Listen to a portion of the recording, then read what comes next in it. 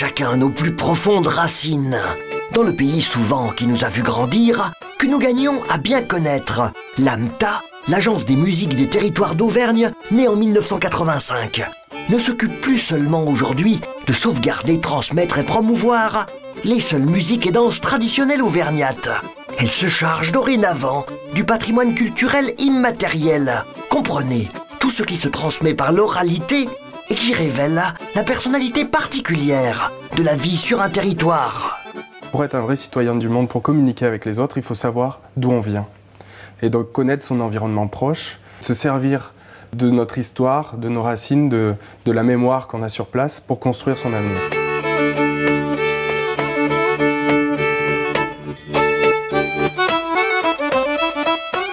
Toute l'originalité d'un pays apparaît en écoutant ses habitants, leur mode de vie, autant que leur conception particulière de l'existence.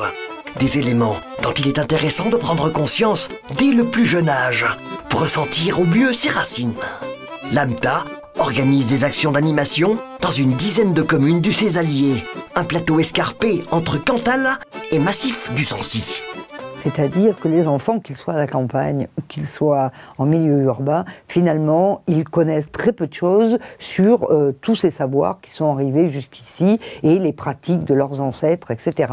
Donc, nous, on a eu à cœur de nourrir, finalement, des connaissances qu'on a par rapport aux différents territoires d'Auvergne. Et ces enfants ont, à partir de là, inventé un conte, la création du monde à l'endroit où ils vivent. Et on a fait ça avec toutes les écoles primaires du Césalier, tant dans la partie Pudôme que dans la partie Cantal, Arthur Cause, Manza, Condat, etc.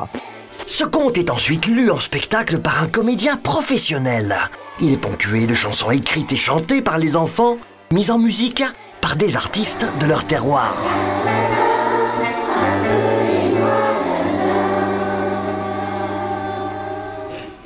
Approche, enfant, des craintes de mon apparence.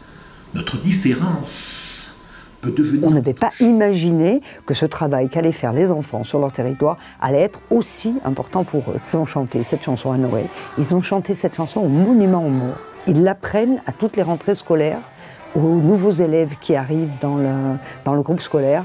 Ça y est, ils ont créé leur propre tradition, finalement, dans le groupe scolaire en question. Des actions pour renforcer le sentiment d'appartenance à son territoire sont aussi conduites auprès des adultes de différentes générations, dans les quartiers de la Plaine et Croix-de-Néra à Clermont-Ferrand. Le patrimoine immatériel est aujourd'hui considéré comme un très important levier de développement territorial. Aussi le travail de l'AMTA se trouve-t-il salué au plus haut niveau. Toutes nos actions sont labellisées par l'UNESCO, donc c'est vraiment quelque chose qui ne nous apporte pas d'argent directement, mais c'est une vraie reconnaissance internationale. En quoi le patrimoine immatériel et les musiques et danses traditionnelles sont-ils des enjeux pour la société de demain? Réponse précise dans le prochain colloque organisé par l'AMTA en juin 2015.